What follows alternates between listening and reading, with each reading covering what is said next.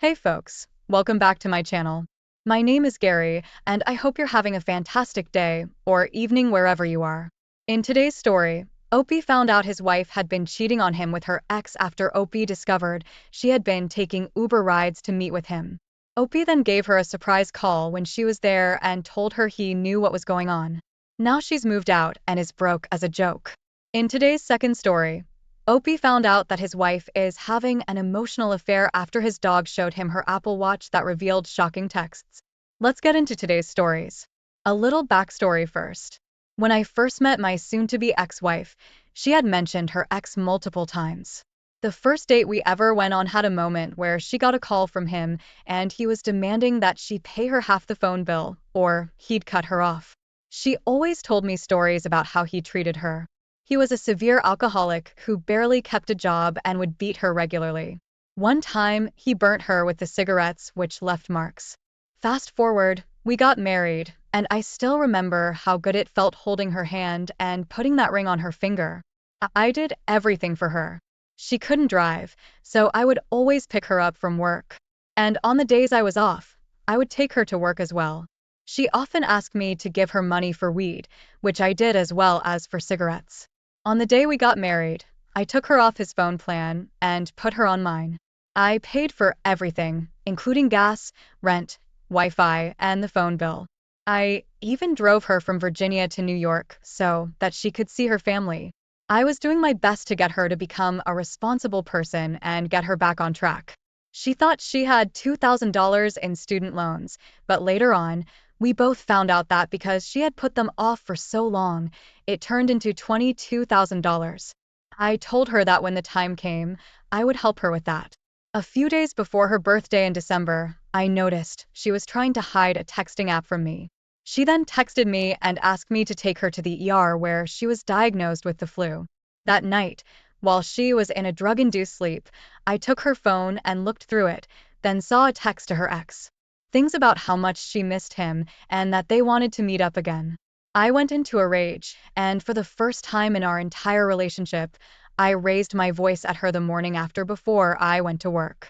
She promised that it didn't mean anything, then apologized for hiding it and swore she was done with him once and for all. I was stupid to believe that, but we reconciled and went on. A few days later, I was still feeling bad for doubting her and drove her around to get things done before her birthday, such as paying for her nails and hair. I checked my bank app and noticed that on her account, she had 2 Uber charges as well as a charge at a 7-Eleven near her ex's place. I asked her what they were for, and she immediately got defensive. She mentioned how they were for a friend of hers that she helped get home. I was again stupid to believe her, but a little more wary, and asked her to look me in the eyes and promise me that she hadn't gone over to his place. She swore that she didn't. I asked her later that day if she could show me her Uber history, and she got even more defensive, accusing me of being paranoid just like her ex was. I then looked into it and discovered from her Uber history that she in fact did go over to his place. I confronted her with the knowledge I had of what she did, but was being as calm as I could. She instead went into a fit of rage and demanded to know why I went into her history and that she wanted a divorce. We ended up not talking at all for a week or so, and eventually she swore to me that nothing happened when she went over to his place. Between then and last week, everything was fine between us, although I had noticed that she was friends with him on Facebook for a brief period. However, I remember that one day when I asked to look at her blocked list, when I had parked my car, she got out of the car, then went behind the car, and then came back in. I can't believe that she thought I was stupid enough to fall for that. After that incident happened, I enabled parental controls on my phone account and added a tracker so that I could see where she was every day. She didn't know about it because she was always making comments about how she didn't like anyone tracking her location, just like her ex used to do. After I got off from a 24-hour shift between Friday and Saturday, I texted her asking what was up and went home. She wasn't responding to any of my texts, so I checked the tracker and noticed that she was at her ex's place. I immediately jumped out of my bed and frantically found my clothes to head over there and bait her into coming out. She said she went out the night previously with a friend and was staying over at her friend's place. I was leaning against a tree outside his apartment and then called her, telling her she needs to come home now so I can spend the day with her to make up for working 24 hours on Valentine's Day. The first thing that happened was that I yelled, "Staying over at a friend's place, huh?" And she screamed, knowing that she had been caught. She asked me for a ride home, swearing that nothing happened and that she just wanted to see him.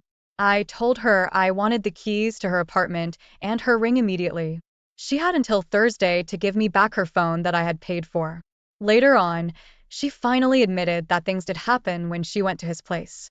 She told me she cheated on me because she wasn't sexually attracted to me anymore and mentioned how he does things to her body that she can't even explain. She then had the nerve to make a comment about how she liked that I cared for her and held her hand all the time. Her ex also later sent me a message on Facebook that said, "LOL, that was it. Our lives are pretty much almost entirely separate now."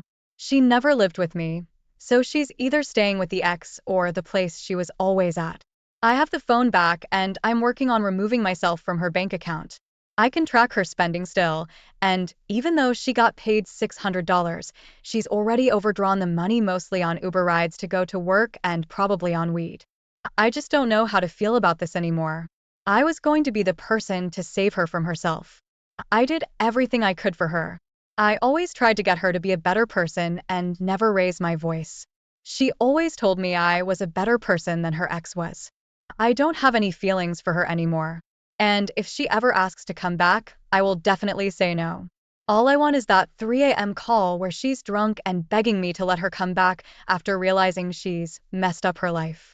Opie, you've got to get yourself together, man. After reading this, you come off to me as a very passive individual. You let your wife fully take advantage of you. She basically used you as an ATM machine and then had some fun with her ex while she was at it. I'm sorry for what happened to you, Opie, but to be honest with you, you gave her way too many chances, which was obviously going to backfire. I'm glad you finally came to your senses at the end. But you need to learn how to stand your ground much sooner and not allow someone to walk all over you like your wife did. I hope you are able to heal from the situation and continue to better yourself as a person.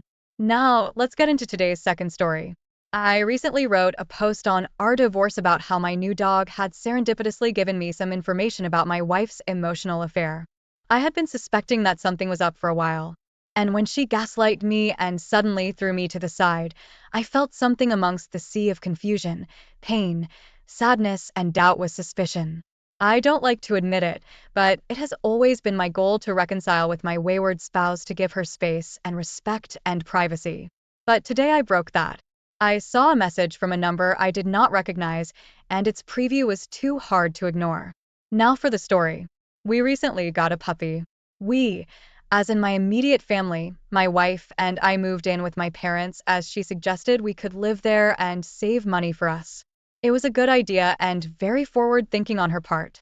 I really didn't want to move, but I did it because she was my teammate and I felt like I could overcome it with her by my side. Our family dog passed away shortly after the wayward spouse and I moved in. Fast forward to now, and we finally got a puppy. No clue where wayward spouse is, as she is mostly ignoring me. The puppy is honestly really annoying, and her teething makes her so chewy. Yesterday, I hit the gym late. I had recently seen my therapist and a lawyer for a consultation that day, and it had me feeling anxious and depressed. When I returned in the late afternoon, I came home to see my wife's Apple Watch on the kitchen counter charging. My first thought was that she must be here, but she was not. So where did it come from? My grandmother came out with the dog and explained that the dog ran into my open bedroom and saw the watch. She carried it back to the living room where she chewed on it till my grandmother found her. The gummy sports strap on, and Apple Watch does look pretty sweet if you're teething. She took the watch and charged it, thinking it was my mother's. They have the same color and model watch. When I got home, the watch was alive. I was surprised as this thing had been missing for months, and I didn't find it till she left me and I moved rooms. I threw it in a corner of the room on a pile of the wayward spouse's mail and clothes. The dumb pup came in and grabbed it as it was so easy to reach. As I walked back to my bedroom, the notifications came in. The first text I saw was from a number I didn't recognize. It said stockpiling for you, baby. Between my wife going no contact after suggesting that she wanted to work on our marriage, my suspicions, and what this message said, it was very hard to not look. I opened it up and started reading messages, and conversations were happening in real time. This wasn't her affair partner, but they talked about me. I saw her talk about me in ways that killed me. Her newfound online friends took her side, and they all think I'm a controlling loser. The worst part is I suggested and recommended she hang with some new folks in this video game because I didn't want her to feel trapped with me. She's not super social, so I always tried to get her to foster friendships. When she talks about me to these people, she refers to me as her ex. This entire time, I have been silently standing for my marriage, always referring to her as my wife. I was gutted so much for a serious attempt at working on our marriage. After basically finding out that my wife sees me as her ex and not her reconciliation partner, I tried to sleep, but couldn't. Waves of anxiety and pain washed over me in long, successive crashes. I started to cry. And that's when the late-night text from him came in. How much worse can it get? So I read them. It showed a guy who obviously had feelings for her, delegating care and calling her pet names like baby or babe. I've seen them talk late into the night. She's been overprotective of her phone lately, and our bedroom has been dead. So this made sense. I have no clue if things have gotten physical with them. But at this point, it doesn't matter. They care about her and approach her in a way that it did. It looks just like how we looked when we first started. So much of what I thought I knew was lost. So much time wasted, 6+ years, ups, downs, and as much love as I could muster and nothing to show for it. Those who are currently in it. How did you deal on the first day after a month of being too stupid to see the light? I feel like I have jumped back to square one day one. What were your first few days like? Did you confront or did you wait? Oh, what are you doing? Why are you trying to reconcile here with someone that obviously doesn't care about you? She is actively cheating on you, at least emotionally. And it is time for you to put an end to this once and for all. You deserve someone that loves you and respects you. I would look into hiring a lawyer so that this process can be over with. If I were you, I wouldn't confront her.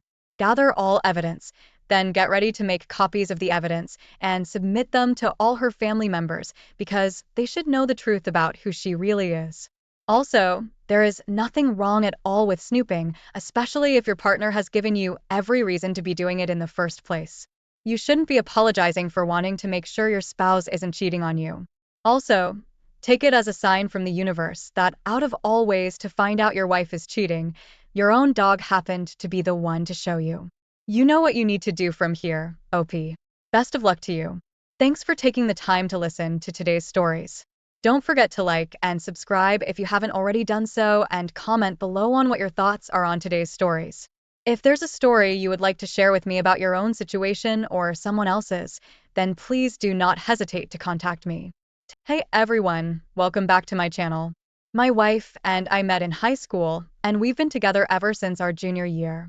We both met in art class, and we fell in love over our shared interest in painting. It was both of our dreams to go to art school and eventually be able to sell our work for a living. After high school and college, we did our best to follow that dream. However, being a successful painter is a very competitive career, so we weren't able to succeed on that front. We both got other jobs, and we ended up finding happiness in different fields. One thing about me is that I am a twin. I have an identical twin brother, and it's nearly impossible to tell us apart. It's been a funny joke our entire lives, and we have both gotten used to being mistaken by the people around us. There have even been points in our lives where our partners would come up to the wrong person to say something, then we would have to correct them.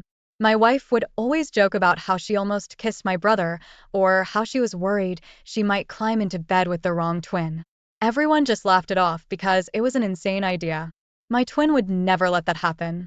At least, that's what I thought. My brother was my best friend in the world. We were the exact stereotype of twins that you can imagine we were. I was the good twin, and he was the evil twin.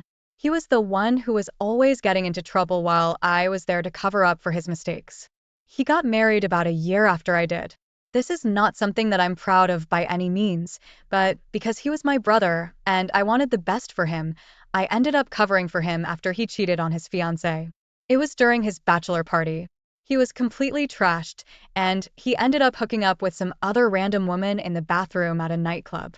He told me about it after like it was the funniest thing in the world. He didn't even remember it the next morning. I talked to him about it, and he begged me not to tell anyone. I agreed to keep the secret, rationalizing it as just a drunken mistake that didn't need to potentially ruin his marriage. All these years later, I can't help but still think about it. It was very easy for him to slip up at the time, so I can't help but wonder if it was the only time. Ever since my brother and I moved away from each other, we started a tradition of having a 4th of July celebration together. We would always alternate between whose house we would go to, and we would go all out for the holiday weekend. It was always nice for us just to be able to get together and catch up too. Everything seemed normal at the beginning of the weekend. We all caught up, cooked on the grill, and set off a bunch of fireworks. All of the adults had some drinks, and it was a fun time. Toward the end of the night, I saw my wife walking up behind my brother to hug him and kiss him. When I saw them, she had just started kissing the back of his neck. Immediately, I yelled at her and said she had the wrong twin. They pulled away from each other quickly and laughed it off. My sister-in-law and I were also laughing. My wife and brother both said that they thought it was their partner. It was a little uncomfortable, but I believed her. Later that night, after we had all gone to bed, I heard my wife get up and walk out of the room. I assumed she was going to the bathroom or getting some water. It wasn't anything unusual, but she didn't come back for quite some time. After about 10 minutes, I was curious, so I got up to go look for her. I didn't see her anywhere in the house. I went back upstairs to call her, and that's when I noticed her phone was still on the nightstand. While the screen was lit up, I saw that there were a couple of unread messages from my brother. I picked up the phone and looked at them to realize they were sent just moments before she walked out of the room.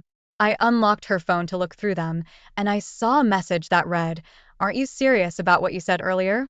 Because I really do think you're sexy." My wife replied saying that she was serious, and he told her to meet her in the garage. My brother had a detached garage in his backyard, which explained why I didn't see her anymore in the house. Their messages were quite alarming. It was only that brief conversation in the messages, but it definitely seemed like they were about to do something in the garage. I went to the garage as quickly as I could to try to catch them and whatever it was they were doing. As I stepped outside, I noticed that the lights inside the garage were on. When I peeked through the windows, I didn't see either of them at first, though I did notice one of the cars rocking back and forth. My gut told me that they were in the car sleeping together. I opened the side door, and I looked inside to see that I was right. I had the foresight to take one picture of them before I opened the door and drag my brother off of my wife. They were both shocked to see me, but they quickly covered themselves up and tried to apologize. We got into a full-blown screaming match. I was yelling at my brother and threatening to hurt him. My wife was trying to calm me down, but I was yelling at her too. Everyone inside the house heard it, so my sister-in-law came running out to see what was going on. When I explained everything, she joined in on the argument too. One of the neighbors actually ended up calling the police because we were fighting. Nobody was charged with anything. The officer that came out just did his best to separate us and calm us down. I ended up driving off alone that night to try and cool down without having to be around my wife or brother. When I got back the next day, my brother and wife had been kicked out of the house. I spoke to my sister-in-law, and she told me that she couldn't be around either of them, so she made them leave. I had countless missed calls from my wife, but I ignored all of them. I talked to my sister-in-law before anyone else to see how she was feeling. Apparently, when she asked my wife why she would do that, she told her that it had always been something she wanted to do. Toward the end of our conversation, I told her about what happened at my brother's bachelor party. She was hurt that I didn't mention anything before, but I think that put the nail in the coffin for her. It just didn't make sense to either of us, because my brother and I are identical twins. There was nothing about my brother that I didn't also have appearance-wise. A few days passed and I was back home and ready to have a conversation with my wife. I planned on telling her that we were going to be getting divorced, and she had no say in the matter. When I asked her for clarity, she told me that it had always been something she wanted to do. Because we were twins, she wanted to sleep with both of us. She had been curious about how similar we were in different ways. The more she tried to explain herself, the more irritated I was with her. It really just seemed like she had some kind of fetish about it. I reached out to my sister-in-law and asked her about how things were going with her and my brother, to which she told me that she was divorcing him. Both of us went through with our divorces, leaving my brother and wife kind of screwed in the end. My wife was forced to get a second job to cover some of the bills that she would have to take care of on her own. We were only renting, so we didn't have to go through the ordeal of splitting a lot of our assets. We have joint custody of our children now, and we're working to find some common ground between us to give the kids a semi-normal life. I don't talk to my brother anymore. Honestly, that hurts more than anything in this. Everybody else in my family is kind of frustrated with him for causing such a rift as well. Opie, I can't believe you had to go through all of this. Having your partner cheat on you is already awful, but with somebody that you're so close with like your own twin brother is devastating. I can't even begin to imagine how it must feel to lose both of them at the same time. Your wife's excuse for cheating on you is absolutely ridiculous. It's unbelievable that she would be so willing to throw away the life she built for a one-time affair just out of curiosity. I agree. It must have been some kind of fetish or fixation that she had. It's such a shame that you also lost your brother when you went through all of this. It seems like the two of you were very close, and it must be difficult finding a new balance in your life. I know your family is going to need some healing before any of you can even try to really talk about this. I hope you're all doing well now and you're able to move forward in the future. Now, let's move on to our next story. My girlfriend and I have been together for 5 years, and I was planning on proposing to her before all of this happened. We met in college, and now that we've both graduated and have good jobs, it seems like it's the right time to take the step forward. She was practically everything I wanted in a partner. She was kind and funny, and she always put other people before herself. I have wanted to start a family practically my entire life, and she seemed like the perfect partner to do that with. She wasn't the first woman that I had been with, but I was the first guy she had been with. Just a little backstory about me, I've never really felt the drive to have sex that a lot of other men do. I see in popular media how it's almost a compulsion that a lot of guys have. I've always felt someone indifferent towards it. Through some friends, I've been able to come to the conclusion that I might actually be asexual. I don't mind sex. I've had it many times, but it's normally something that I do just for the sake of a relationship. When my girlfriend and I first hooked up, she told me that she thought I didn't like her because I never made a move on her. I've never been the one to initiate anything because I genuinely don't think about it. When I told my girlfriend that I thought I might be ace, she was a little bit upset about it. She didn't know what it meant for our relationship if I didn't want to have sex. I understood her concerns, and I told her that if she wanted to find someone else who could be more aggressive sexually, then I would support her. Of course, I told her we would be breaking up and we could continue being friends. After a long discussion, we decided that we wanted to continue our relationship. Again, I still had sex and I didn't have a problem with that, or compromise was that she would just have to be more upfront about when she wanted it. I know this sexuality seems confusing, so just a brief explanation of it before moving on. I am a sex-neutral asexual, meaning that I don't have any aversions to sex, I just don't personally feel a need to have it. Some asexuals are aromantic and don't want any relationships at all. Some like me still wanted to be in a relationship and have a partner. I'm stressing this here because I was very vocal about this after our conversation. I told my girlfriend that if she ever felt like this wasn't working out, I wanted her to tell me so we could move our separate ways. I didn't want her to feel like she was having to sacrifice a part of the relationship to be with me, but I wanted a monogamous relationship. I had no interest in opening anything up so we could still continue our emotional relationship while she was sleeping with someone after I told her everything. We got back to normal pretty quickly. A couple of times a week she would initiate sex and we would have it like we always did. Over the course of about 6 months, she slowly stopped initiating it. Again, I really didn't think about it much. There was a point while we were watching a television show together and a sex scene came on that the sudden realization hit me. I asked her if everything was okay, and she told me that it was. I was a little bit concerned when I realized we hadn't had sex. I knew that it was something that my girlfriend thought was important, and she really enjoyed herself. I couldn't help but worry that she was getting that from somewhere else. I let the days pass, and she still hadn't done anything to initiate sex with me. Eventually, I asked her about it outright. She told me that she just hadn't really been in the mood, but assured me that there was nothing going on. I felt comforted hearing her tell me that at least I felt that way until I saw a mark on her neck. It was something that she was clearly trying to cover up with makeup, but the collar of her sweater rubbed it off just a bit. It was clearly some kind of hickey. I didn't say anything right away. Instead, I just pretended like I didn't see anything. I knew I needed to try to figure out what was going on before she continued to lie to me. She had recently taken up a yoga class, and after doing some thinking, I realized that the dates kind of coincided with when we hadn't been sleeping together. I thought that if she were taking the time to cheat on me, that might have been it. So, I waited for her to tell me she was going to yoga one evening, and I followed her there. I was right to suspect that she wasn't actually doing yoga because she met a guy at a bar.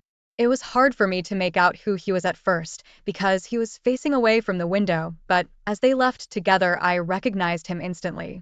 He was a friend of hers that we would occasionally hang out with because he was her friend. Seeing them together wasn't damning in itself. They could have just been grabbing a drink, but I didn't understand why she would lie about going to yoga. I needed to find something more concrete before I went to her with this. I followed them as they went back to what I figured was his apartment. While they were inside, I did a little digging on the guy since I didn't really know him too well. As I did, I remembered that my girlfriend had even been talking to me about how excited she was for his wedding. He had just gotten engaged to another woman. I really hoped that if she was cheating on me with anyone, it wasn't him. Knowingly sleeping with your engaged friend is a crappy thing to do. I couldn't get any information from watching his apartment, so I just went home and waited for her to get back. Before I could even ask her how her evening was, she started telling me about all of the yoga stuff she's been doing. She was lying to me completely. When she went to sleep, I went through her phone to see if I could gather any evidence from there. I went to their text messages and I saw a lot of concerning exchanges. They had sent each other nude pictures. He told her that he would have never got me engaged if he knew she wanted him, and she talked about how she couldn't understand my sexuality. The tone of their messages felt very judgmental of me and very invalidating. It doesn't seem like it from this post, but having this realization has taken a toll on me. Hearing somebody that I cared about talk about it so flippantly was upsetting. I took plenty of screenshots, especially of the exchanges where he mentioned not wanting to get married, and I sent them to myself. I had no idea who his fiancée was, but after a little bit of research, I found out that she was a recent law school graduate and had just gotten a job at a local firm. I reached out to her to schedule a meeting, making it seem like I had a legal issue. Thankfully, she had one free consultation available, so I took that.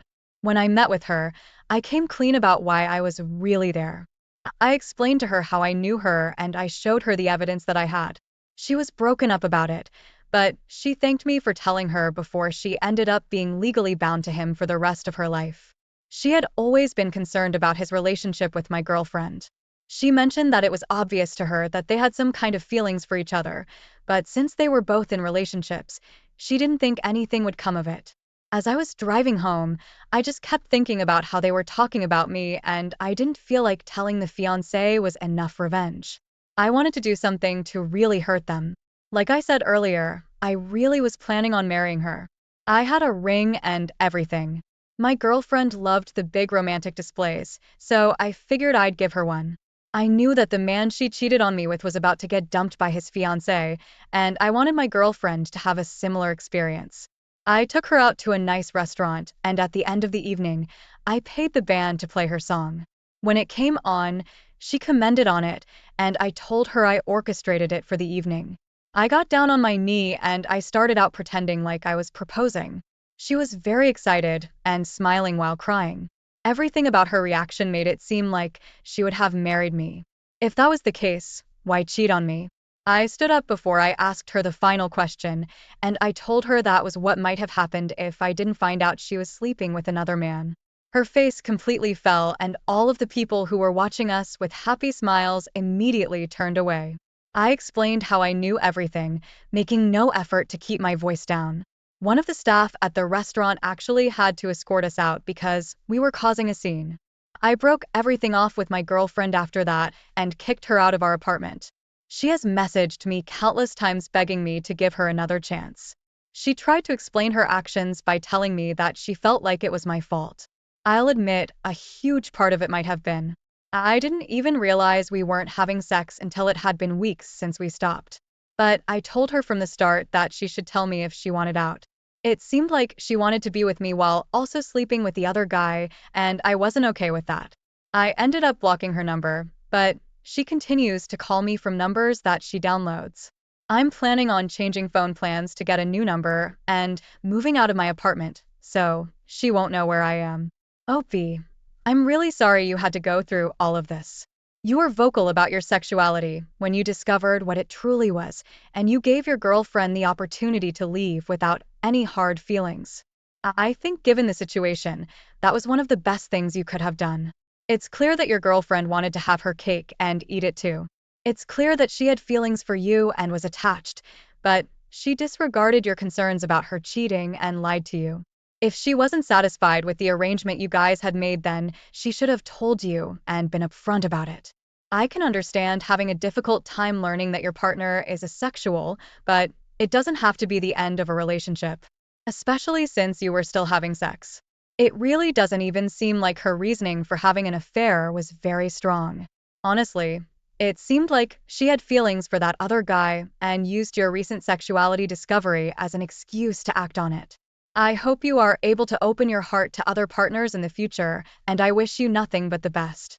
Thank you all for taking the time to listen to today's stories. If you enjoyed listening, please feel free to like and subscribe if you haven't already. Also, comment below with your thoughts on what happened. If there is a story you would like to share with me about your own situation or someone else's, then please do not hesitate to contact. Hey folks, welcome back to the channel. Today's story is a revenge story about Opie taking a stance and getting his life back together after his wife forgot their 10-year anniversary and cheated on him. Now Opie is living his best life, and his wife's life is a wreck. Let's get into today's story to find out what happened. I'll call her my wife, just to reflect our status at the time. We had been together for 10 years and were about 15 days from celebrating 2 years of marriage. No kids. The house's lease was in her name, and we were in a totally dead bedroom for 9 months after about 3 months of declining sexual activity.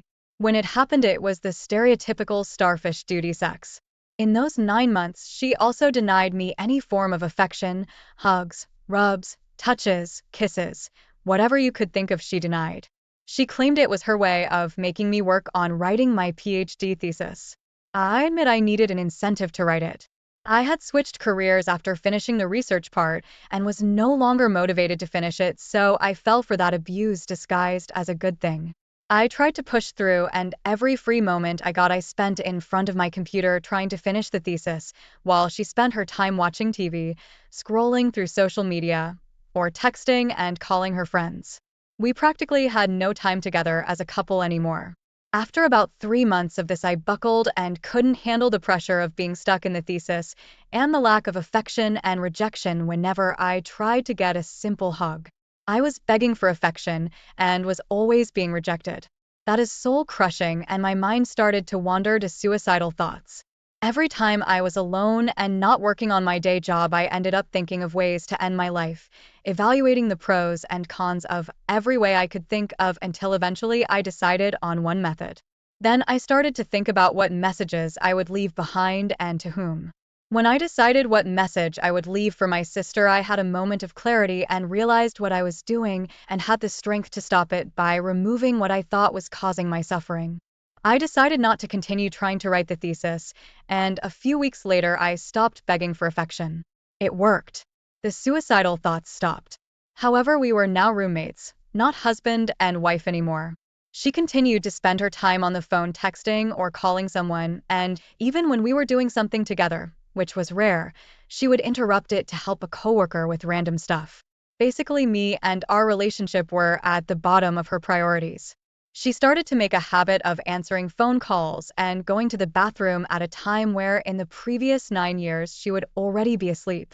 She started to go meet her female friends and coworkers on the weekends to catch up and gossip, which would be boring for me and I wouldn't enjoy it, so she went alone. She arranged dinners followed by extensive talks in the parking lot. That was her reason for arriving in the first hours of the morning. She did this with her coworkers who I didn't know and went without me because I wouldn't fit in or because I was visiting my parents in my hometown. Whenever I complained about those odd behaviors, she always dismissed my concerns and made me think I was crazy. Whenever she needed me, she could be kind, but as soon as she didn't need me anymore, she would go back to mistreating me.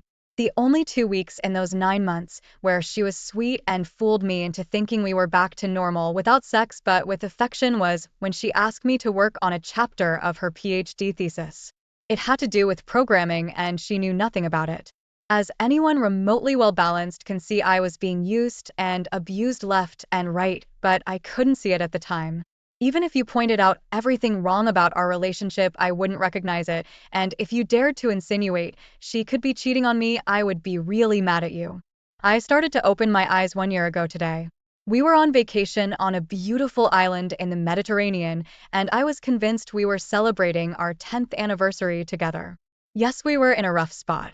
To be fair, our relationship was already dead, but I couldn't see it at the time. But she always made a point to celebrate all the dates, and gift exchange was really important to her. By the way, I'm not that into exchanging gifts and have disappointed her in that department before. For our 10th anniversary, I had bought her something special and never thought she would let it go despite our recent struggles. Well, the day came and I suggested going to dinner at a restaurant instead of eating in our apartment as we had been doing all the previous days. She started berating me, saying it was a dumb thing, and why would we spend money when we could eat perfectly well at our apartment? I told her that that day was a special day, but I didn't tell her it was our 10th anniversary. Apparently, she forgot why that day was special.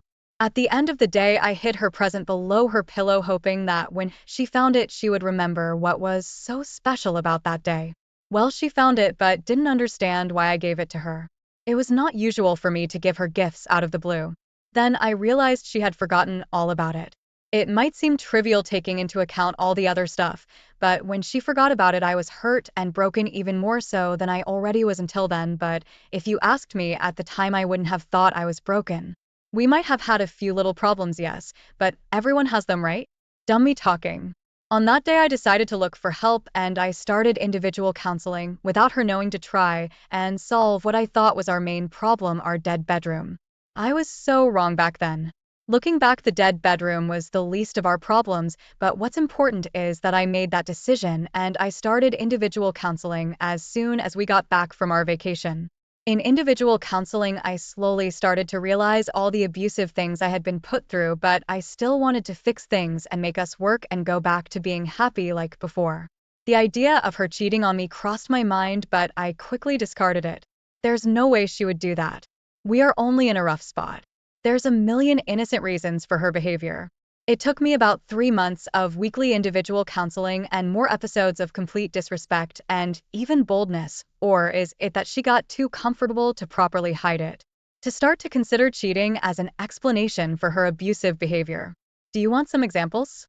I know you do.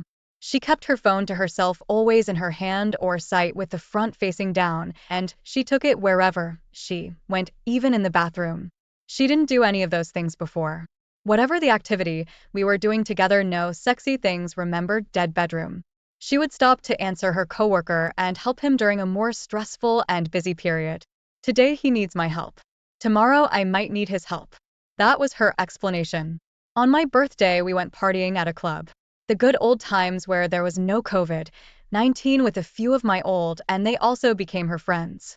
She was constantly texting on her phone and even answered a call at around 3 in the morning claiming it was her female friend, fake name, but eventually early in the call I figured out that she had lied and that she was not talking to Emily. Who the hell calls anyone at 3 in the morning, especially a married person? Why would you take that call? Why would you lie about who it was? Why are you talking on the phone for about an hour with this mysterious person at 3 in the morning while we were celebrating my birthday with our friends who we don't get to hang out with much because life happens? I think you all guessed who it was, and you are right, but I didn't know at the time and didn't even suspect. I just thought it was one more disrespectful thing. On another occasion, we were talking about going to the cinema that Friday night because it was the last opportunity to watch a movie we wanted to see.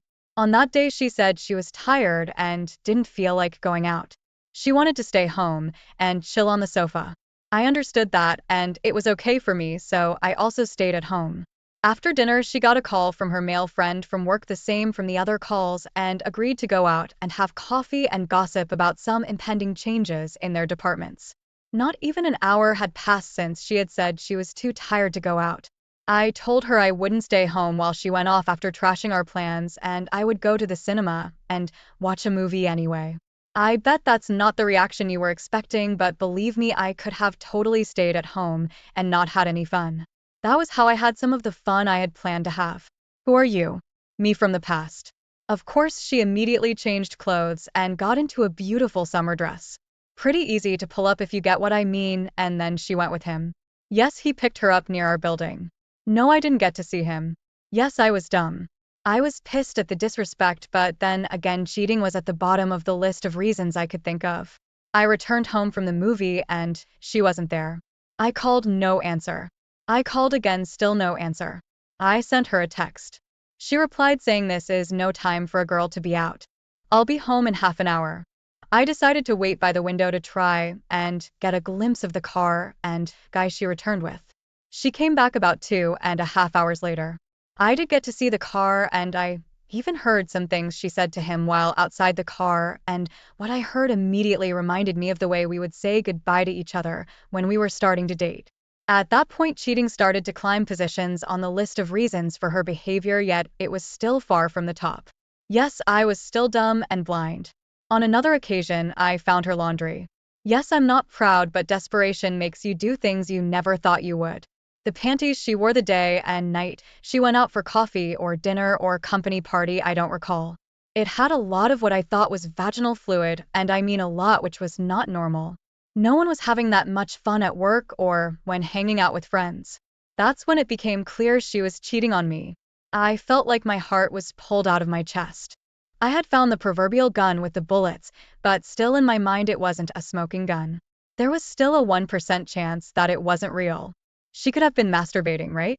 No need for a third party to intervene.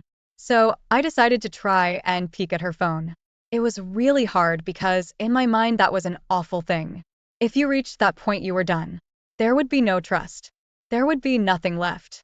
I even got the chance, but backed down at the last minute. I had a talk with a friend who told me he too was cheated on. He never mentioned it before, and that the behavior of my wife was similar to his cheating girlfriend. That settled it. I finally got the opportunity to peek at her phone, and there it was in all of its glory. Thousands of texts exchanged between her and this coworker who was having a difficult time because his mother had been diagnosed with Alzheimer's. Another low blow. My grandmother suffered from deep Alzheimer's disease for about 10 years until she passed away, so she knew that was a soft spot for me. It was also full of sexual talk. Pictures in underwear from them both. Everything. They had been at it for at least a year until I found out. 1 damn year. The same time as our dead bedroom and the same duration of her torturing me by denying affection. She not only chose to cheat on me, but also to be loyal and faithful to him, as if being with her husband was wrong and a betrayal of the other guy. Well, I was glad she did it. At least I didn't have to battle with the thoughts of having had sex or even touching her before or after he had sex with her. As soon as I found this undeniable evidence, I was crushed, but at that point I was already expecting it and didn't crumble immediately. I decided I would leave her as soon as possible. My situation was the best one could be in when in that situation. No kids, no house owned, and no lease in my name. I could just pack my things and leave as soon as I found a place for myself. I also decided I would not let her know what I had found out, and more importantly, how I found out. So I kept my composure and pretended like nothing happened. I even helped her with her dress, as she was preparing to go to a big party event at her company, and I already knew that was not the main event for that night. He would be there as well, so naturally they would do what adults do. About an hour later she left, and I finally could grieve, cry, yell, get mad, and let all my emotions out. I called my friend, read more of their texts, created this Reddit account, and spent about 4 hours writing my story and posted it on Dead Bedrooms, which I had been following for the previous 6 months, when I thought our problem was just a dead bedroom. I want to thank all the people that supported me at that time and reached out with advice and, more importantly, pointed me to useful resources, such as this community, which I have been following since. Of course, I couldn't sleep, and I stayed up until she arrived home at around 7 in the morning. Of course, she told me her group of friends was the last to leave the party and that it was great. You and I know it was really great. In one of her texts to him later that day, she said to him, "The after party left my thigh bruised because of the handbrake." Almost all cars in my country have handbrakes between the driver's and passenger seat, so it's clear what kind of an after party it was. That happened on the weekend. During the week, I kept playing dumb while I was meeting with lawyers, found a place to live, and arranged for my mail to be forwarded to a new address. All the while, she stayed at work late. Another peek of her messages showed that she wasn't working but instead waiting on the other guy for another round of sex. In the previous 2 weeks, they had had sex more times than we had in the previous 18 months of our marriage. Way to go, wife. By Friday, I had everything ready to move.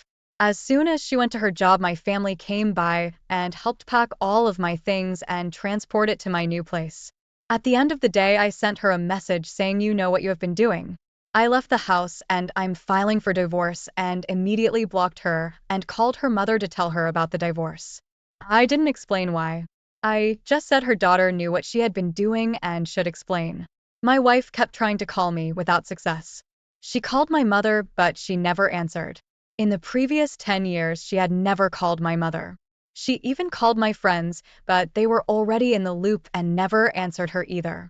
She then proceeded to text me via the same app she was using with her affair partner and even accused me of being brainwashed by a former coworker of mine and leaving to go living with her.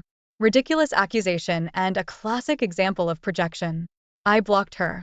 I only got to talk with her 2 more times. The next Wednesday, I called her to tell her the lawyer had sent a letter with all the information pertaining to the divorce. She tried to play the lost wife card who didn't understand what was happening and why I was doing this. She kept crying, saying she had always fought for us and that I never had, and that she had been thinking that we should go to marriage counseling for some time. I think most of us are familiar with all of this. The thing is, I almost fell for it. After that call, I started to doubt what I knew was undeniably true. Yet my broken and beaten heart started to doubt and wanted to believe in all her crap. Luckily, I had copies of their messages and read some of them to get real. Yes, it was pain shopping, but I needed that to keep myself focused and to not back down. They basically got to know every parking lot suitable for car sex around our house, his house, and their work. They most likely did it in their work office buildings, and the most hurtful revelation was that they regularly did it in our house, in our bed, living room, kitchen, everywhere. The last time I spoke with her was about a month later when we signed the divorce. At that time, she tried to project this cold, distant, and superior persona. At the end, I told her that I knew everything she had done with the affair partner. Her response was something like this: "What I did was only to get a reaction from you."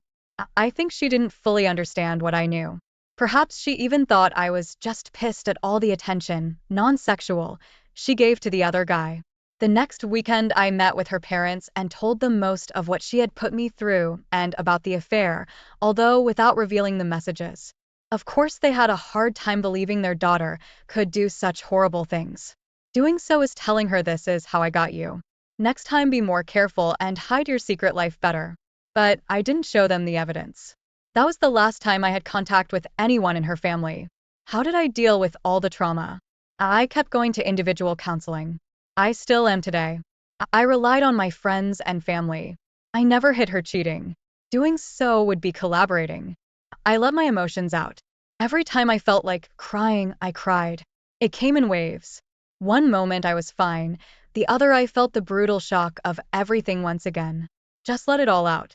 It'll pass and get better. I haven't had one such episode for months, but I know I might have one anytime, and it's okay. I started doing things I felt like doing, mostly going to concerts and watching plays at theaters. Damn COVID-19. Going by myself, without other people. It felt great not to miss out on something you think you might like just because you don't want to go alone and your friends don't feel like going. Go to events even if you don't feel like going. It's an opportunity to meet new people and get yourself out of your bubble. Yes, it won't cure you, but the boost you get from just talking to new people, even if just for a few minutes, is wonderful. Make an effort to interact more with other people. I'm an introvert, so this is a hard and important thing for me to do. The only way to get better at talking and being with and around other people is, well, by doing it. Has it been easy? Hell no. It's a struggle, but with time it gets better. I confess I was doing much better before COVID-19 hit my country and shut everything down. In the past 3 months, I felt like going backwards in my recovery because all things I did to cope with the situation were not available. Concerts and plays were canceled. Parties and events were canceled. Friends and gatherings were forbidden. I moved to my parents' house to be with them when we were ordered to stay at home. Despite being in a really privileged position, sometimes I felt trapped and suffocated without being able to take a walk in a beautiful garden and take a break from the people in my house. We love each other, but we all need our own space. As a consequence, I found myself going back to all the things she did more often, and it has been hard. Thank you all for reading this far. You deserve a medal.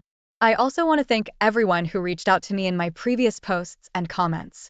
Knowing an internet stranger cares might seem unimportant, but it really can be the difference between being stuck in a miserable mindset and turning yourself around and coming back with renewed strength. I hope my story can help someone. I know it's hard, but it's possible to break all the emotional abuse. You are worth it on your own. You don't need anyone else to tell you that you're worth it. Take back your power and live for yourself. You can do it. Wow, Opie, what a touching story. I'm so glad to hear that you left her and are doing better than you've ever been before. If I were you, I would also tell your in-laws your side of the story, in case your wife tries to hide what actually happened. I'm positive that she would never tell them about how she treated you. It seems the only consequence that your ex had to face was the absence of you in her life. That in itself is a big consequence, but she never felt the shame of having her family know that she destroyed her marriage with an affair. Telling her family will allow that to happen. Best of luck to you, Opie.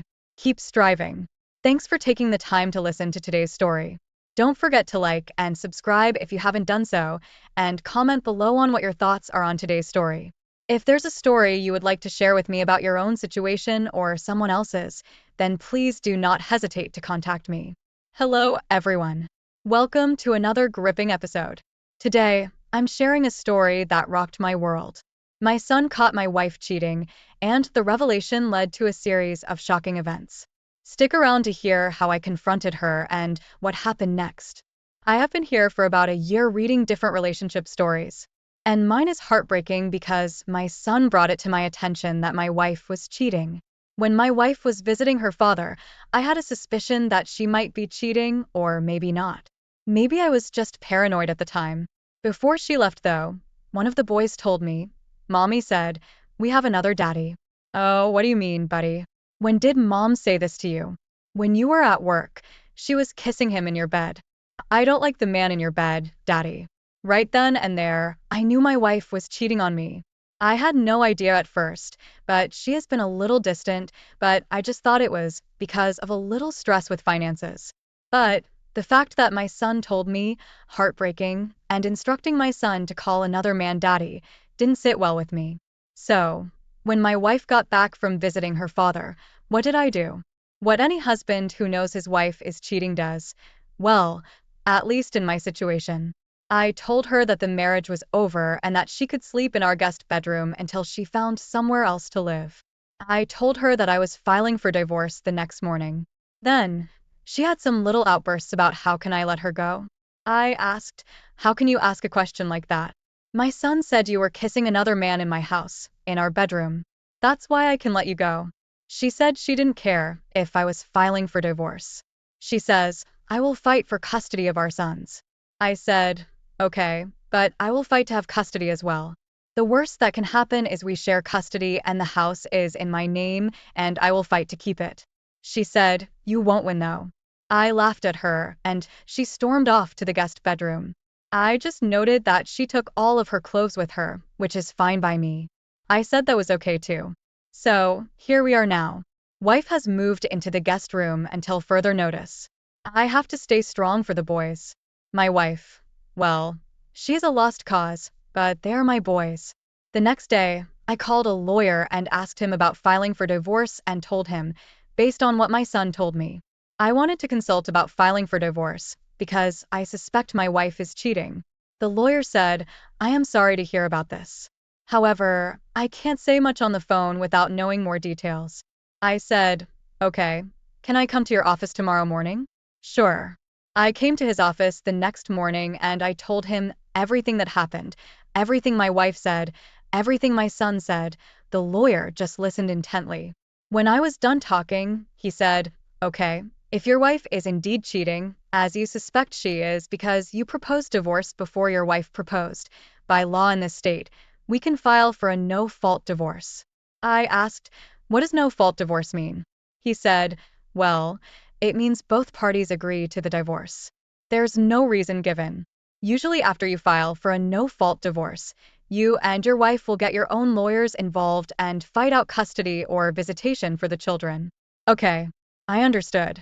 Now, if she is cheating and you wanted to file for a divorce, just because of this reason, then, I asked, what did he mean by that?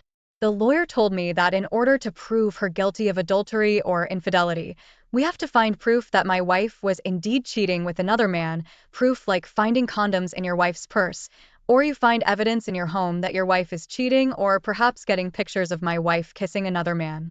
So, I asked the attorney, I need to get proof that she is cheating. My son's confession is not enough. He says, unfortunately, your son's confession that your wife kissed another man isn't enough in court. You will need more evidence than that. I say, so I need to catch her in the act. He says, yeah, something like that. He says, have you thought of getting a hidden camera? If it is just proof that she kissed him, then maybe just the confession will be enough for you to get custody of your sons. If not full custody, then limited visitation with supervised visits at first or 50-50 custody. I then asked the attorney, what about my house? Can I keep my home? It's in my name. I pay the mortgage on it. And I don't plan on letting her get the house. I had the house before we were married. Her name is not on the deed. He says, unfortunately, your wife will probably get the house in the divorce settlement. He says that considering you have no hard evidence that she has been cheating other than your son says your wife kissed another man in your bedroom, the court would look upon it as a 50-50 split for custody of the children and your wife taking possession of the marital home. I flat out asked the attorney, what do I have to do to keep my house and keep my kids? He says, with no hard evidence of her cheating and with your wife, obviously wanting to keep the house and also take custody of the children with limited visitation for you. The only thing you can do is hire a private investigator to find out if she has been cheating on you. I said, well, I have to go through all that just to prove she cheated, keep custody of my kids, my house, and other assets I own. So, she gets to cheat and keep my assets. He says, well, it is not like she will never see your children again. She will still get visitation, and many wives who cheat keep their marriages together because they don't want to lose their kids or lose them to just visitation. They end up trying to work it out with counseling with the spouse they cheated on. But most of the time that doesn't work out. They end up spending thousands of dollars for nothing in time. I thanked the attorney for his time, left the office, and drove back home. My next step was to call a private investigator to find out what I was looking at price-wise. I found a private investigator who claimed to be one of the best in town. I set up an appointment to come in late that afternoon to discuss what I need him to do and why. When I met with the private investigator, he asks, why do you suspect your wife is cheating? I tell him, my son told me that mom was kissing another man in our bedroom and he was labeled the other daddy. He says, have you had other suspicions that she was cheating? I told him, not really, but when my son said that to me, I knew then it was more concrete. After he said that, he says, do you need for me to obtain information on your wife? I said, yes. Do you have any other children besides the son who told you the incident? I answered, yes. Do they both live in the same house with you? Yes. What is your wife's name? Susan. What is her age? 33 years old. Is she employed outside of the home, or does she stay at home with your sons? She stays at home with our sons most of the time, but she does have a part-time job. I give him the address of where she works. He then says, okay, what I will do is have a couple of my team members do some surveillance on your home, your wife and your wife's job. I said, okay, whatever it takes to prove she's cheating on me, I will do it. He gets everything together for me at this point, including the total cost, which was $4,100. If I remember correctly, and he says, call your wife right now, tell her you are going out of town for a couple of days, but make sure she doesn't know where you are going.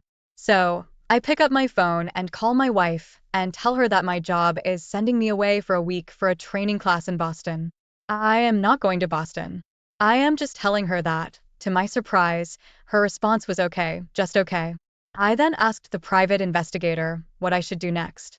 He says, go home and pack like you are really leaving. So, I go home and pack like I am leaving for a week, and I arrived back at the private investigator's office. About an hour later, we sit down and go through the information. He says, I will be back in touch with you tomorrow. He calls me at the hotel. I am staying at the next day and tells me that his investigators were able to obtain some evidence of my wife meeting up with another man for dinner. And there's a photo of them kissing each other. I said, no way. How did they manage to do that? He says, we have people everywhere who work for us. And then he gives me all the details about where she was at this time, what she wore, everything. I became very emotional when I heard this news, but it felt good that I was getting the evidence. I need to prove that she was cheating. They had obtained photos of her going to his house, walking out of his house hand in hand, and even one time leaving my kids unattended. Her leaving the kids made me furious, but also as ammunition for me to get full custody of the kids. What was she thinking? A week goes by and I meet up with the private investigator to get the evidence him and his team has gathered. I'm holding the envelope in my hands and I can't wait to look at it. It took just a week for me to get what I was wanting. It seems she sprung into action with her boyfriend when she knew I was leaving for Boston, but it's been worth the wait. Inside the envelope are photos of her going out with this man who is not me. She is doing everything with this man, going to his house, kissing him, walking hand in hand with him. All the while, even on one occasion, leaving my kids unattended, still can't believe it. After getting the information from the private investigator, I then call my attorney back and ask, when can I meet him? He says I can come in tomorrow morning. I get to his office and show him all of the evidence the private investigator and his team gathered. I asked him, will this help me keep my house and get full custody of the kids and prove that my wife is indeed cheating? He says, absolutely. This is all I needed to hear to get compensation for what your wife did. I cannot thank the private investigators enough, who, by the way, are also licensed attorneys themselves. So, they knew how to get the best evidence possible. The attorney then tells me that it could take up to 6 months or more before getting a settlement agreement or court-ordered divorce decree. After listening to everything, my attorney explained, I just want it over with as soon as possible. With my wife being involved with another man, there's no need in waiting anymore.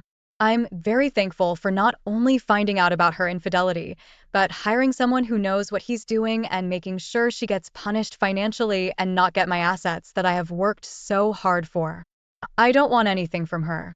We have only been married for 6 years. I don't want to waste any more time with her. Bad enough. I still have to live under the same roof until the divorce, but I still have to remain strong for my boys. Thank you, Reddit community, for letting me share my story. Update 1.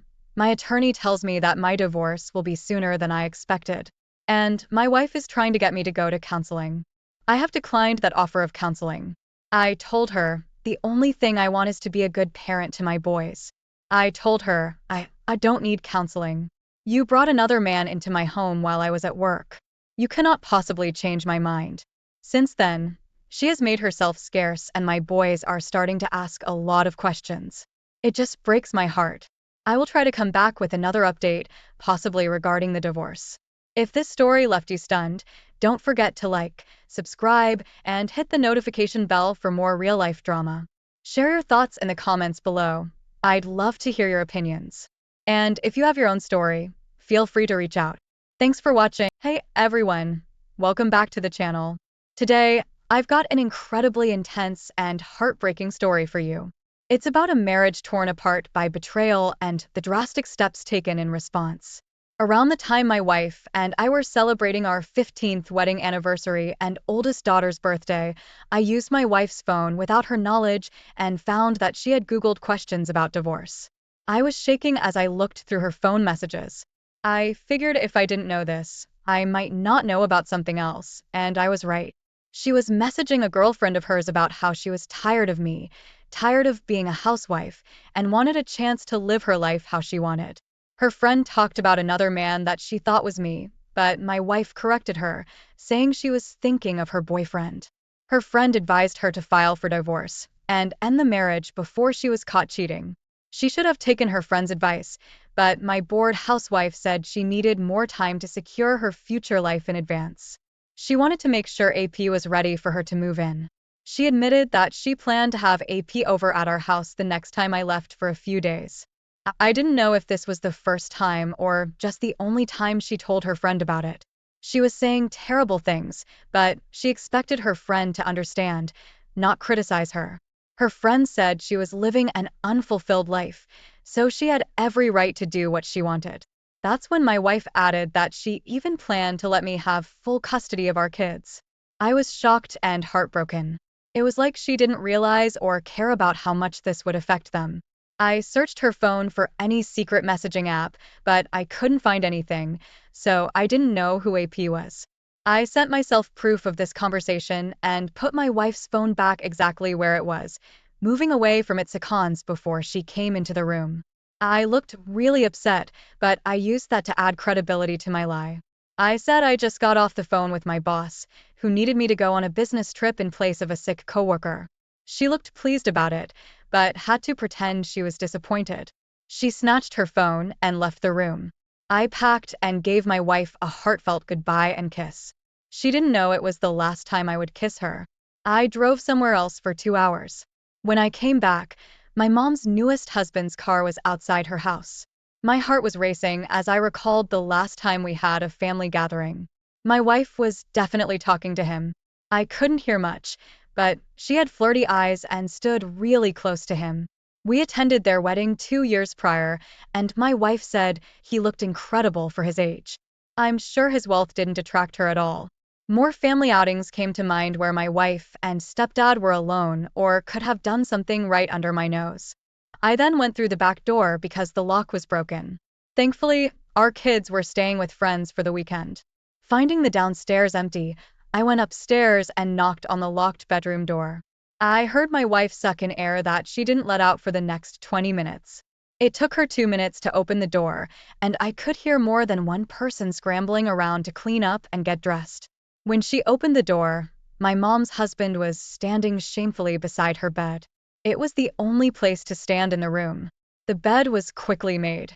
You could tell they were just on it. So I told them they were caught. I knew they were sleeping with each other because I saw my wife's phone earlier. AP looked ashamed and extremely embarrassed to be in this position. My wife was only upset because her future was now uncertain. Knowing who AP was, I concluded that she expected him to leave my mother so they could move in together. Now the tables had turned. I had proof. So even if she changed her mind and just wanted to keep the affair going, or AP broke up with her, there was no going back. AP asked me to forgive him and promised that if I didn't tell my mother, he would rededicate his life to making her the happiest woman alive. I just gave him a cold, hard look since he thought I would actually buy that garbage. He looked at my wife for a split second, saying he made a huge mistake by seeing her without my knowledge. I don't think he could say what they did out loud. I asked, but he just crossed his arms, covered his mouth, and looked down. I asked if they slept together, and he shamefully nodded. My wife then said she was wrong for betraying my trust and needed me in her life. She said she was sorry for believing she was bored and needed a change. I asked my despicable stepfather to leave. My wife begged me to get into bed with her and let this go. She said 13 out of 15 years of loyalty isn't too bad, and I should be able to forgive and stay with her, meaning she was having this affair with AP for 2 years since their wedding day. I told her she was disgusting to ruin my mother's marriage and ours, and she was going to lose her husband, children, and home because of this. The tears started flowing again, but I did not care. She was not the person I thought she was. Later that night, I slept in the guest room without saying another word to her. I also called my mom and told her what happened. She was absolutely heartbroken, but thanked me for letting her know. I stayed in that room for the time it took to get the divorce finalized. My mom was also planning on divorcing AP. I didn't tell the kids what happened, but I'm sure they knew something was going on since me and their mom were quite distant. I think my wife hoped I would change my mind last minute if she behaved honorably while we went through the motions. AP swore via text he would never forgive himself, and he vowed to me that he would never see my wife again. I wondered if he realized he just gave me proof to show my mother. Not that I needed it, she would probably believe me. While waiting for the divorce to become final, I told my wife that her income was going to pay all the bills. That was the least she could do for the heartbreak she caused me. She agreed, and she spent lots of time with our children, which was bittersweet to me. I saved up money and sold some of my baseball card collection to gather enough for a down payment on a house. It had two sections, one for me and one for my mother. Then, just after the divorce was final, I told her the truth about her husband. She was devastated, but at least I was able to soften the blow by telling her about our new way of living. She took a week to have it out with AP and back her things, but I was there with her. No one should have to go through this, but when I considered keeping the truth from her, it didn't feel right. After proving my wife's infidelity and willingness to give me the house in custody, the judge found it impossible to believe her lies. She was forced to move in with the only person willing to have her, which was her boss. You can imagine how awkward it must have been when she had no choice but to fire her due to her poor job performance. I sold the house to help me pay off the deluxe duplex with 3 bedrooms each. My kids love the house and told me they're old enough to understand that life is full of change. They actually thanked me for handling this as well as I could for them. Opie, you've been in quite a disaster here. I can't imagine how badly I would have reacted to what you came to discover that fateful day. You handled this right from the start, and I respect you for obtaining a new home for your children and mother before burdening them with the truth. You spared them much of the stress and worry that you endured, and I am proud of you. You turned a miserable situation of dishonesty and uncertainty into something that could be overcome. Your wife and stepfather were inexcusable. They lied and hid an affair from the people that trusted them more than anyone else in the world. You did well to maintain your children's trust. If only your wife would have honored and appreciated the life and family you two built together. Instead, she was willing to go behind your back and maintain an affair. I honestly don't believe she ever intended to divorce you, Opie. She was too scared and comfortable with you and the kids. I am so glad you found a way to catch her red-handed, so there was no way for her to escape the reality of what she'd done. I wish you, your children, and your mother the best of luck in life. Thank you for sharing your story. Now on to our next story for today. My wife, 34, had issues getting pregnant for a handful of years. After we were blessed to have our first 2 children, our third child was stillborn. It was very traumatic because we didn't expect it. After 2 successful pregnancies, we thought everything would be okay. Instead, we arrived at the hospital only to find out the devastating truth. We had to gently explain what happened to our older children, and it wasn't easy. We closed the door to the nursery and never opened it again. Just a few months later, my wife was back to work and she started escaping to the bathroom during family time. Before walking into the kitchen, I looked over my wife's shoulder as she unlocked her phone to discover her passcode. Then I just kept watching as she replied to a message from AP. As we sat on the couch having a movie night with our children, I couldn't react because the kids were there. That night, I checked her phone and found more extremely inappropriate texts to her coworker. They talked about work, but mostly it was about my wife, her grief, and what she needed to feel better. I woke her up in the middle of the night to confront her. She was extremely remorseful and shamed. She said now that I had caught her, reality was sinking in, so she promised to shut it down and cut him off completely. This was followed by many hard talks, but I thought we were moving forward. She told me they never slept with each other, despite all her talk about wanting to take him. I doubted her truthfulness, but I didn't want to believe my marriage was over. We went to therapy, but it ultimately didn't help because all my wife's friends and family justified her behavior by saying they understood. She just needed an escape after suffering such a huge loss. Even the therapist seemed like her behavior was justified because of her grief. Why did she deserve an escape and forgiveness when no one bothered to ask how I was handling the loss? I went through hell, handling my own grief, while giving her a shoulder to cry on, only to find out she was escaping behind my back. She went so far as to tell AP she wanted him in our bed while she was home alone. When I started to consider cheating on her as revenge or to make us even, I realized there was no corrective action I could take to bring back the wife I thought I had. Since she had the approval of her friends, family, and her therapist, I decided to see how her coworkers would feel about her escaping habit. I got permission to hang up my flyer on the bulletin board by vaguely describing it as a way to spread awareness of despicability. The boss was busy at the time, so she let me hang it up. All of my wife's coworkers saw the worst texts she received, besides a text box I wrote describing our family and what we were all doing together, while she had the nerve to send these. When she went into work for her next shift, she received so much criticism and slander that she returned home crying. That's when I gave her a copy of the flyer. There wasn't much she could say in her defense because I knew everything. She wanted me to forgive her and stay married, and that just couldn't happen. She wasn't the woman I married. She gave me up for an escape with another man. I don't see how us losing a child is any excuse for her to cheat on me. I'm sure that if I was the one doing this, I would have been shunned. It was a sweet relief to me that she quit her job. She was suffering from the reality she didn't want to face, and now I'd followed through with the divorce.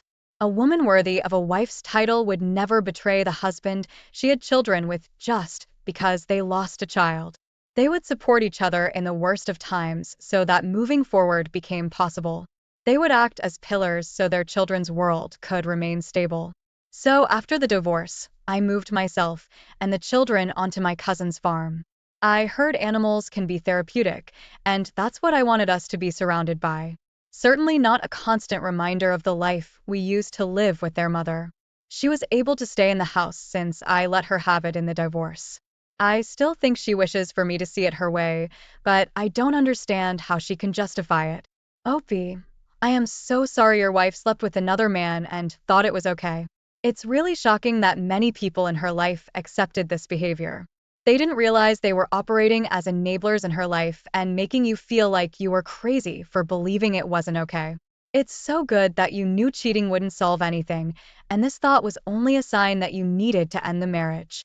Speaking honestly with each other would have been the solution, but I don't think your wife was willing to admit that what she was doing was wrong, especially not with the approval of her peers.